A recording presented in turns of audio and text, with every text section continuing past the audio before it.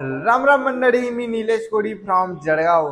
Welcome to my YouTube channel. आज video बनवायला खूप लेट झालं, बट म्हटलं चला, आपण कालच सांगितलंय तर डेली ब्लॉग किंवा डेलीचे व्हिडिओज आहे ते अपलोड करायलाच पाहिजे. बट आज लेट झालं त्याच्यामुळे सॉरी.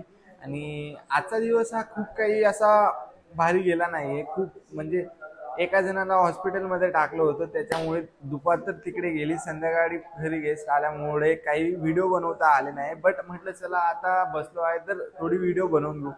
तर सध्या मी बघत आहे मॅच, कारण की IPLचा सीझन चालू आहे त्याच्यामुळे मॅच. आणि मॅचचा मोल तर खूप वेगळा असतो.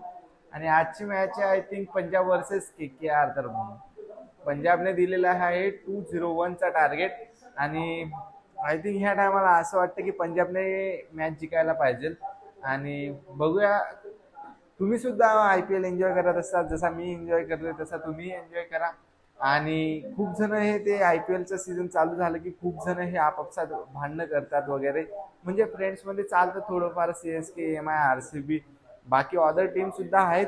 बट मी फक्त त्यांना एवढंच सांगतो की तुम्ही ना असं डेली चालू नको ठेवा, कारण की 2 मंथ हे आपले IPLच्या मॅचेस चालू असतात. तर 2 महिने काही असं चालू नको द्या. त्याच्यापेक्षा तुम्ही एकच दिवस भेटा, काय करायचं ते करून टाका.